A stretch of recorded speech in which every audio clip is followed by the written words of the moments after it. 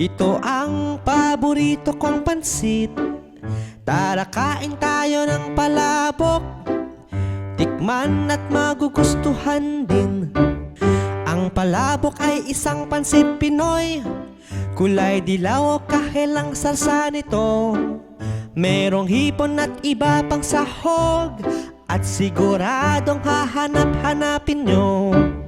Tara kain tayo ng palabok. Ito ang paborito kong pansit. Tara kain tayo ng palabok. Tikman at magugustuhan din.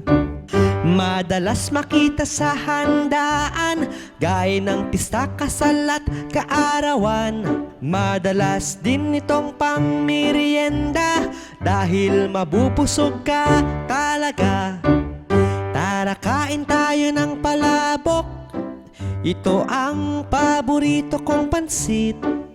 Tara kain tayo ng palabok. Tikman at magugustuhan din.